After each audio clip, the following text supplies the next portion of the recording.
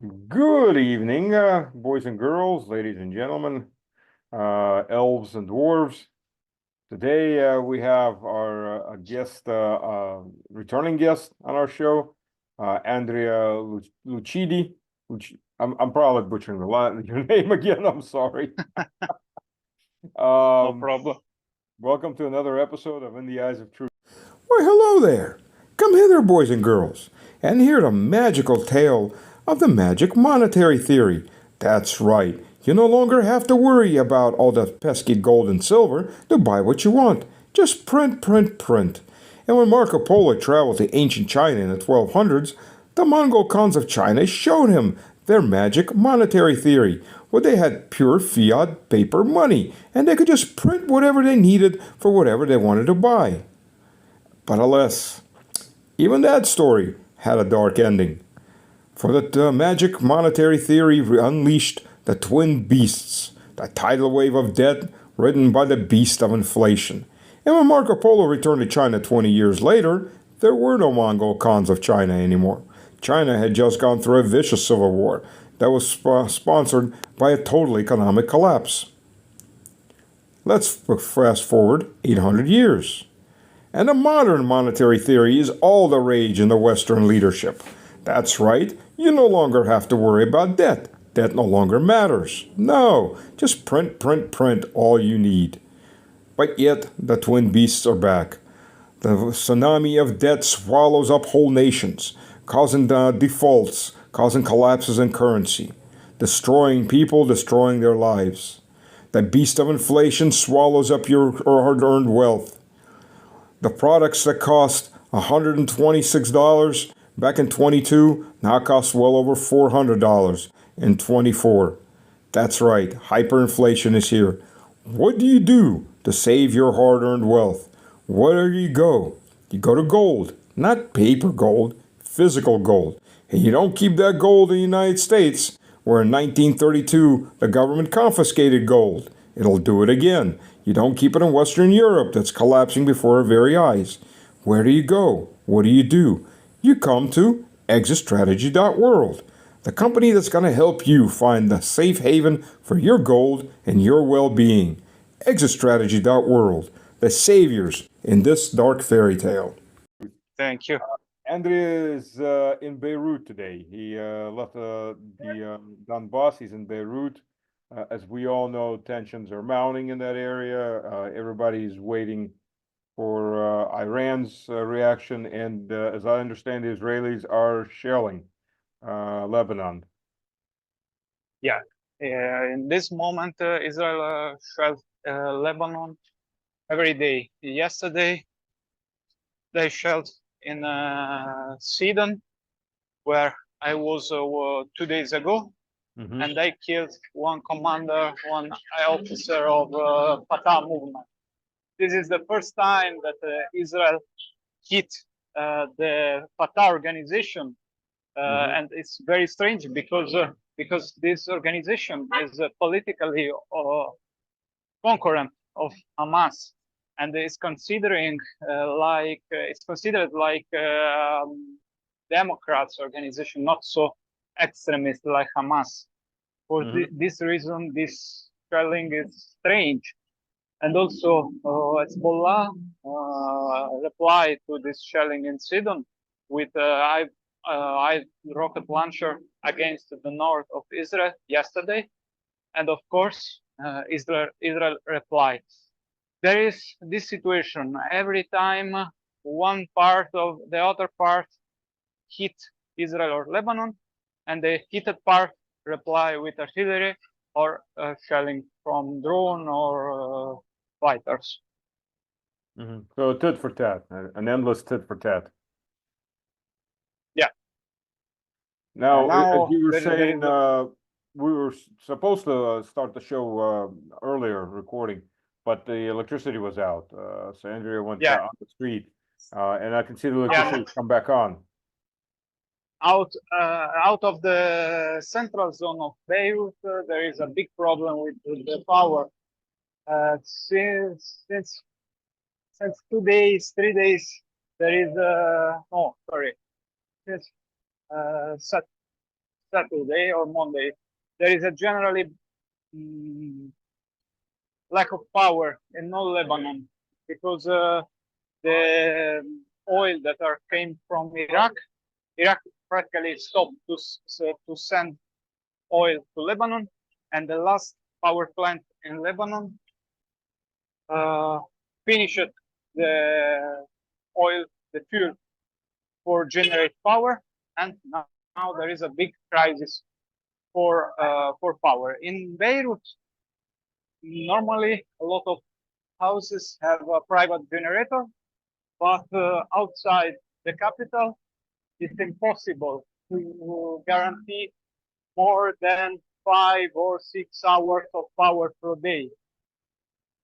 Now, why did Iraq stop sending oil? Was the pipeline destroyed? No. Some sources say to me that this is a pressure from the U.S. to Iraq for make like sanctions against Lebanon and against Hezbollah. The target of these sanctions, these strange sanctions, is Hezbollah.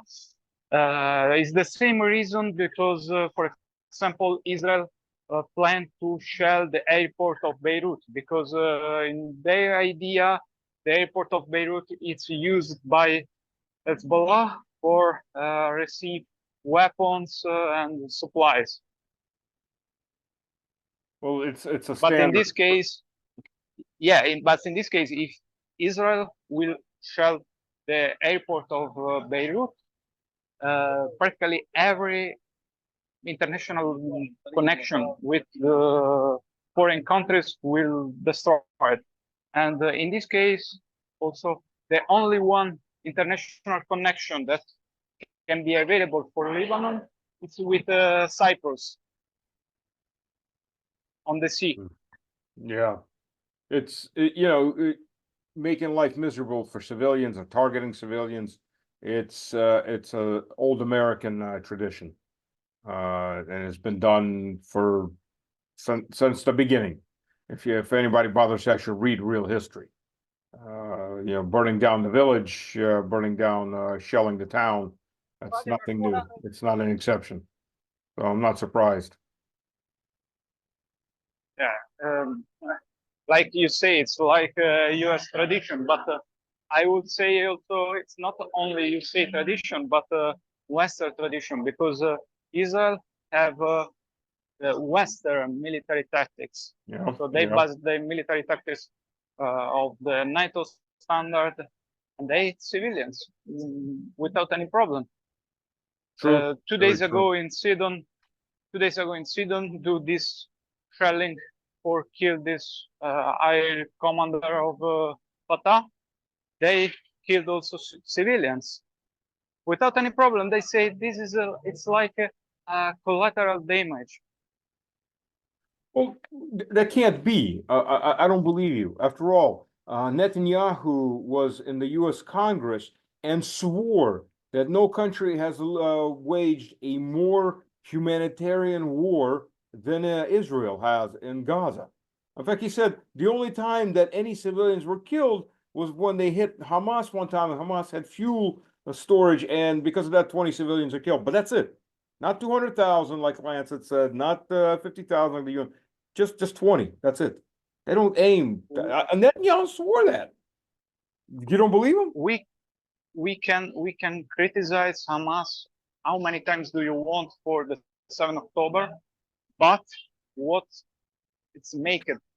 Israel done in Gaza is like 1,000 times bad that Hamas done against Israel. Okay, we can say that maybe Hamas used terrorist methods, that Hamas can be considered a terroristic organization. But if Hamas is a terroristic organization, what we can say about the IDF that are killing babies, children, and a lot of civilians in Gaza in this moment? Yeah, I agree. Last week Or was it beginning of And this week? 100 killed in one school and mosque. One yeah, hit. and after all this shelling against schools, against hospitals, against civilians, and more than 10, 15,000 children died dead in this war, how can the West and Israel convince the population of Gaza that the two-state solution can work in the future? A father that lost their children in shelling against a school or a hospital, how can live with this sentiment, with this feeling in the future, and believe that the two-state solution can work? In my opinion, it's impossible. With this war, with this military operation against the Palestinian people, Israel broke every hope for peace in the future. And now, and I think Netanyahu knows that very well. For this reason, maybe, in my opinion, he wants the open war against Palestine and against Lebanon, against Hezbollah, because after this war, the entire world can understand that Israel does not believe in two-state solution. They want to destroy their enemies, the people, the groups that they consider like enemy, and they want to destroy it completely. Yep. When you say a two-state solution, the problem is Netanyahu, and he doesn't hide it. He doesn't want a two-state solution. He wants a one-state solution, and his allies in the Knesset, they want a one-state solution with one ethnic group, very, very right-wing, ultra-religious ethnic group. They don't even care. They don't want the liberal Israelis there. They just want a very mono-ethnic, very ultra-Orthodox version of Judaism ethnic group, and that's it. There's no room for anyone else. Yeah. This is the Zionistic problem, and the party of Netanyahu, Likud, is like a far-right party, nationalist party, and ultra-Zionist party. They want there is also soldiers that have a scratch of the big Israel. The big Israel is like this Zionistic theory of a big Israel, this state that can extend themselves over Palestine, over Lebanon, over Jordania, till Iraq. It's a very imperialistic idea. Yeah. Well, which is interesting because the Jewish Zionists are upheld by the Christian Zionists in the Anglo countries, and when you talk to people who are supporting Israel, Christians, but the Palestinians are 20% plus Christian, and they're being killed. There are Christians being killed, and the evangelicals don't really care. There is the same problem in Lebanon, because Lebanon is very divided for religion. There is Shia groups, Sunni groups, different Christian groups, and between the Christians groups, there is some like the Maronites, like some part of the Catholics political groups that are pro-Israel. Mm-hmm. Also, if Israel are killing Christians, Palestine's Christians in Palestine in this moment. But this is politics. Yeah, it is, and it's an awful version of politics, the worst that it can be. What's the mood on the street in Beirut? Has there have been any shelling of Beirut itself outside the airport? So Israel shelled Beirut 2 times in the past 3 weeks, but not in the center of the city, always in the zone controlled by Hezbollah. that are like the poorest zone of the city. And the mood in the city center, it's strange because you can see a lot of youth, a lot of young people that have fun, drink beer, smoke nargile, but at the same time,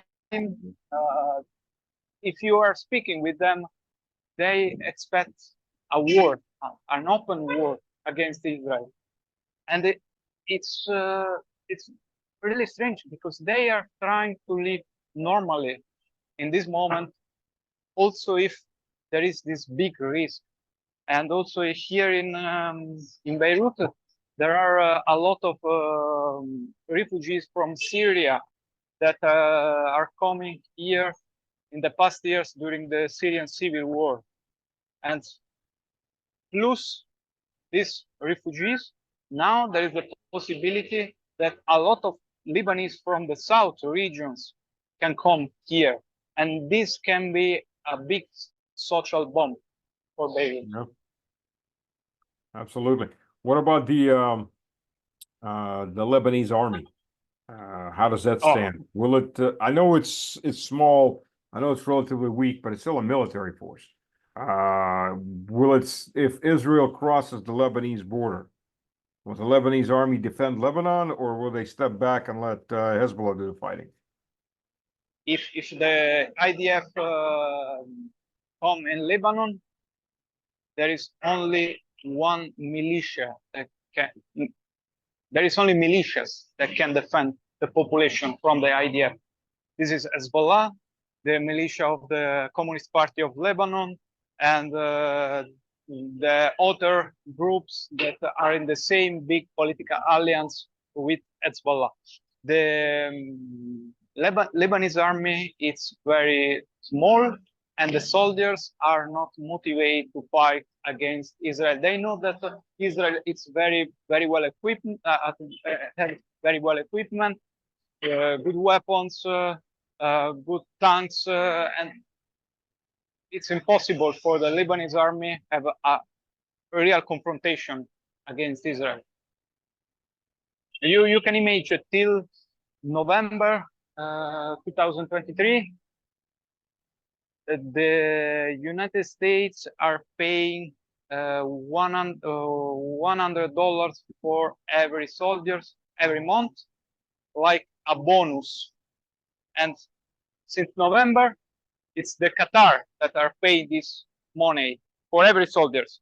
And you know, Qatar is like a subsidiary of the US in Middle East. Yes. Yes. Quite aware of that. Quite aware of that. Yeah, that's interesting. So even if Israel decides to annex southern Lebanon, as a lot of these people, a lot of the from the river to the sea folks in Tel Aviv are screaming. The Lebanese army will do nothing to defend that territory. No, it's very improbable that the Lebanese army can defend effectively with some real effect the Lebanese territory. It's Hezbollah that it's ready in the south for a big guerrilla against the IDF, like in the past years, like in 2006, like during the Lebanese civil war. It's the same. Well, what about Hezbollah? As far as is Hezbollah strictly Shiite, or has it reached out to the Christian groups, to the Sunnis, to make a pan Lebanese group, or is it just strictly the Shiite community? So Hezbollah is a Shia groups, and it's religious based, but they have a good relation with other political groups. Independently from the religion or the political view, it's important in my point of view, that the groups that have good relation with Hezbollah can share the values of Hezbollah, and the first values is the anti-Zionism. Yeah, it's interesting, you know, and I'll tell you straight up, from my father's side, I have some relatives in Israel. And I spoke to them. And it's interesting because they were liberals, then they became bloodthirsty when 7th October. I mean, that really hit them in the head. I mean, all conscious thought otherwise, I think, got switched off. All emotions and all, yeah, to the point where, you know, I have an aunt there. She sent me photos. Look what Hamas did to these buildings. You know, the big holes in them. Like, that's not RPGs. That's 120 millimeter main gun fire that can make holes like that and block. So it's obvious that the Israeli army has the 120 millimeter. They're firing into those kibbutzes, into those buildings, regardless of who the casualties were. And they all stopped thinking. And now they're the ones I've talked to, they're all sitting waiting for the war to start. And they don't want the war to start, but Netanyahu's moving them along, and they said that people there don't want a war with Iran, but they're going to get it whether they like it or not, obviously. So if you don't stand up and do something about it, then you're going to get what you're going to get. Yeah. What can I say? Unfortunately, the 7th October also have a bad effect in Israel because a lot of people, Israeli people, are radicalized after the 7th October. Yeah. They're like And, Americans after 9/11. Yeah, this is the problem of terrorism, we can say.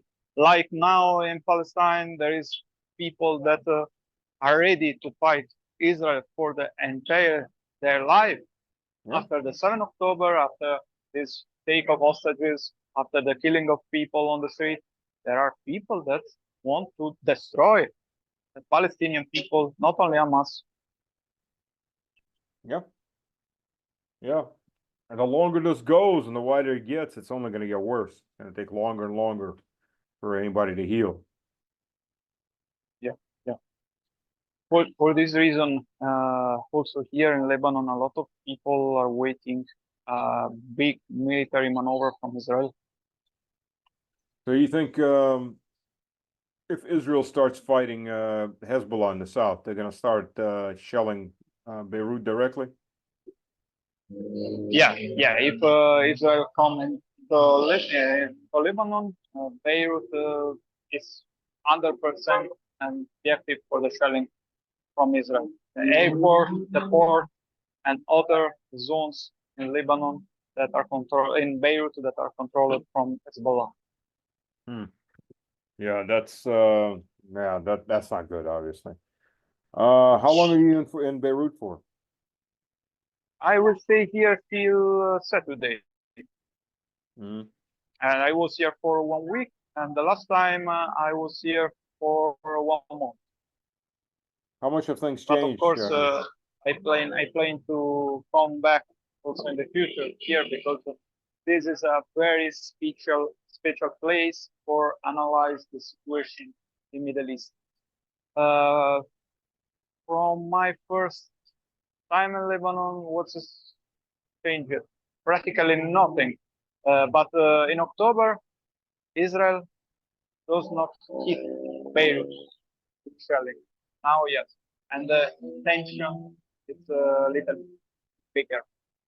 What do the people in Beirut expect from the side of Iran? Are they waiting for Iran to help them? They just trying to hide, duck their heads while Iran and Israel start their own little side war. What are they expecting? What do they think is going to happen? The ideas from the people can change very fast. For example, yesterday a lot of them said after this shelling from against Sidon, we can expect the open war from Israel. Maybe this night they can shell the airport and they can shell Beirut, and nothing happened for now. You know, the Lebanese people learn from his history that they can count only of their own force for everything. Well, in 2006, Israel fought. For those who don't remember that, Israel fought Hezbollah, and they were fought to a standstill. Yeah. The Israelis claimed victory, that there was just an extended raid into Lebanon, and they moved out. But they took very heavy casualties, and they did not reach the objectives that they set for themselves. Yeah. I think that the only thing that now is stop Israel from entering Lebanon is the UNIFIL mission. The presence of the UNIFIL mission, maybe it's the only thing that can stop Israel in this moment. Because, if the IDF came and practically the entering of IDF in Lebanon can consider like military aggression against Lebanon. The UNIFIL mission can testify that the IDF make it an aggression against Lebanon. And for political reason, Netanyahu cannot permit this in this moment. Do you think Netanyahu cares? I mean, he's been tried in the world, in the court of world opinion. He's been tried. Israel's been tried for genocide, and it was kind of yes/no result. As far as world opinion, they seem to not really give a damn at all. As long as they but have Congress in their pocket. the UNIFIL mission is a mission of the United Nations. It's not like a single country that won't accuse Israel from genocide. It's another thing. Maybe it can be more complicated from Israel, for Israel. I don't know, but the presence of the UNIFIL mission can be a reason for this impasse. Well, we know there won't be any sanctions from the UN on Israel. Not only is the UN leadership in the US pocket, but the US, the British, and the French would veto any sanctions going against Israel. I mean that especially the British and the US and the Brits. That's understood well enough. But do you think you really think that this would be enough to offer some kind of protection to Beirut? No, it's not enough, of course. It's not enough. The possibility attack from Israel is concrete and can happen in every moment. Well, let me ask you The this. only thing. Sorry, go ahead. Oh, I felt, it's very hard to say what can be in the future because the situation cannot change for 2 months or can change in 1 hour. What's been now 3 years since the explosion at the Beirut harbor? For 4 years. 4 years. Okay. Any guilty parties ever been found? Has the port been rebuilt? Is their opinion that this was done as a sabotage mission? So there is people that are thinking that was Israeli operation against Lebanon, but the official conclusion of this investigation committee in Lebanon was that were some explosive material not stocked with security and was like an accident. The explosion of the harbor of Beirut make like a big field for corruption in the city and in the country, because a lot of money came for the reconstruction, and in some zones of the city the reconstruction were fast and very well, and in other zones there is ruins in this moment also. Wow. And now I'm in front of the National Bank of Lebanon, and maybe I can show you. There are a lot of posters here that was put it during some protest in the past 2 weeks.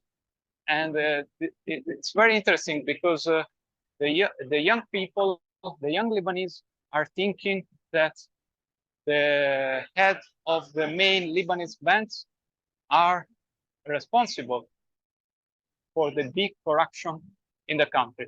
And the reconstruction of Beirut after harbor explosion bring in the country a lot of corruption.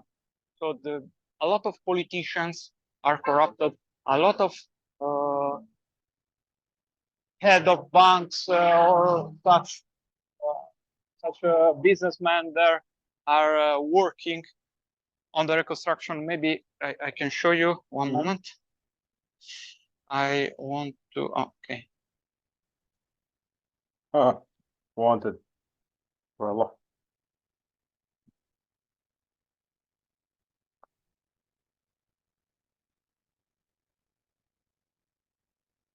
let me ask you this while we're at it.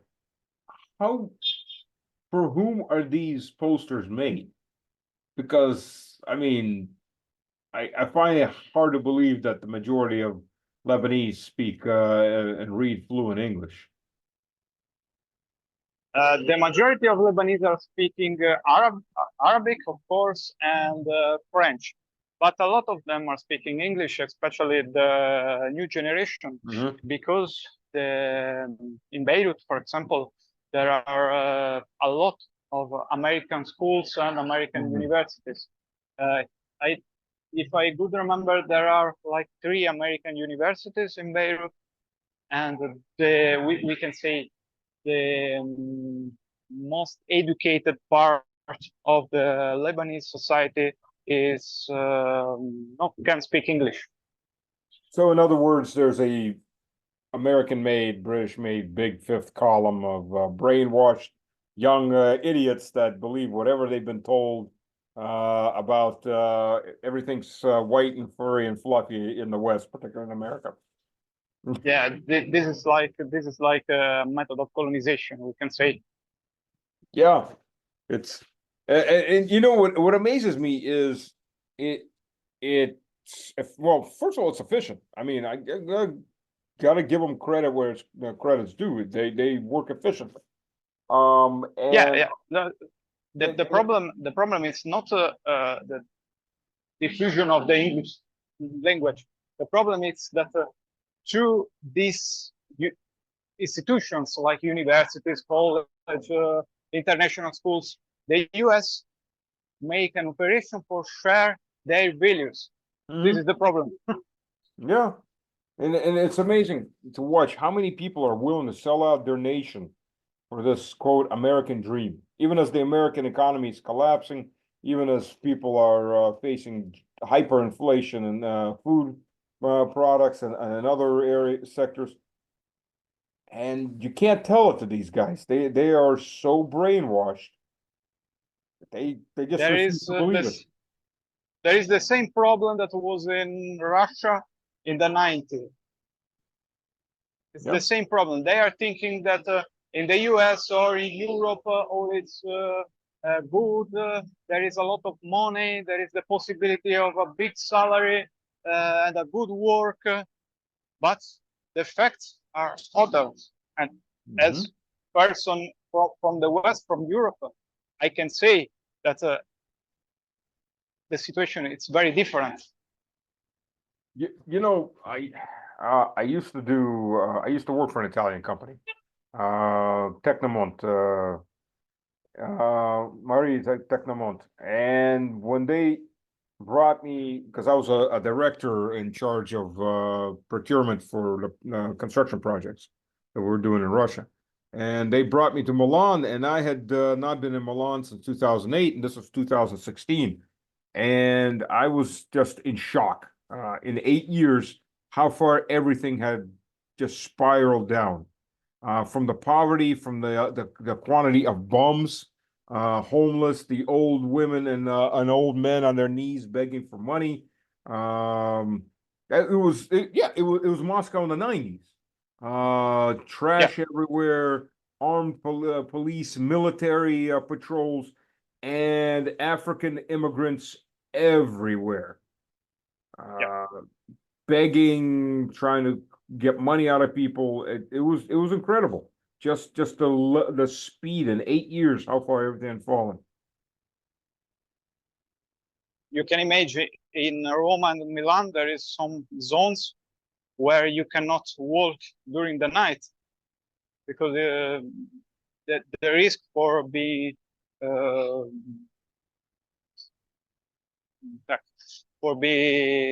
assaulted it's very very high. I went through one of And those zones. I went, yeah, it was Sunday. It was raining, and I've been there for a long time. So I saw everything in the old city. I'm sitting there bored. I'm like, wait a minute. I hadn't seen the Arc de Triomphe because the previous time I was in Milan, the Arc de Triomphe was covered in platforms because they were doing repair work on it. I'll go walk past the Castello and through the park and go see the Arc de Triomphe. So it's light rain, drizzle. It was daylight though. It was daylight. So I walk through, and on the edge of the park after the Castello, there's still some Italians. Very few, but there's still some. And I go through the park, and every well, the Russian word is gazon. Why can't I think of the English word at the moment? Mhm. But the park area between all the walkways and every portion, the meadow, there's 3 to 4 Africans standing there. They're all speaking French or English, so obviously they're not from any Italian colonies, and they're all staring at me. I'm like, and you get that feeling, I'm the gazelle and they're all the hyenas. So I put my keys in my fist, and I'm going right through them. First one gets in my face, I'm just gonna beat the shit out of them and keep on going. And they left me alone. I don't look Italian, and I'm probably psychotic. Yeah, but I didn't go you back know, at night. I didn't go back at night. I went around it. if you are a man and ready to fight, this can work. But you can imagine if you have a daughter, Oh, yeah, 17, 18 years old, that and you live in this zone of the city, and she need to come back at home after 8, after 9 p.m. Oh, no. I wouldn't go. And there are a lot of cases of raping from immigrants against this woman, this girl that are living in these zones, and they cannot do anything because they are living there. They need to work there for come back at home. When I was coming back, it was already, the sun was setting. So, but I didn't go through a park back. I'm not that crazy. I'm crazy, but I'm not quite that crazy. I can do my odds. So I went around the park. But the next morning, I went into the office and I went to talk to one of the coworkers, Francisco. I'm like, hey, Francisco, what the hell happened with the? He's like, you went into the park? I'm like, yeah, Italians don't go to the park anymore. I'm like, I went right through the park. They didn't screw with me. Yeah, I look pissed. I'm not small, and you're right. But I'm like, what happened? And he tells me, Stas, you're a foreigner. You can ask that question. I'm Italian. If I ask that question, I'm a racist and I'll get fired. Like, I understand. Yeah. Insane. Insane. Absolutely insane. Let me ask you this. We talked about that you had issues breaking through to Italians about what's going on in the Donbass. Obviously, we also talked last time about there was an Italian journalist that was trying to libel your work and libel you. What about with Beirut? Is anybody listening to what's going on in Italy? What's going on in the Middle East? It's a lot closer. Yeah. So the situation now, also the Italian audience is focused on Ukraine, on Russia-Ukraine conflict, but there are a lot of people that are interested in the issue of Middle East, because in Lebanon there are a lot of Italian soldiers with the UNIFIL missions. So for Italy, it's very important to follow the situation. And in the past days here, two famous generals of the Italian army came for visit Beirut and the Italian contingent in the south. Mm-hmm. Did Israel shell while they were there? Yeah. Now the UNIFIL troops are working in the long through the blue line, but the main orders is to stay near the compounds and stay safe as possible. And you can imagine 3 or 4 days ago, 3 peacekeepers from Ghana were wounded by an Israeli shelling the south. Was it something that the Israelis knew that they were there and shelled them on purpose, or by accident they just happened to be wrong place, wrong time? Yeah, or they can say for tactical reason we are shelling near your position. Ah, okay. I'm gonna. Unfortunately, we're almost out of time. Andrea, take care. Be safe. I'll see you when you get back to Russia. Thank you, Stas. And be safe. That's the only thing I can say. And thank you for joining us.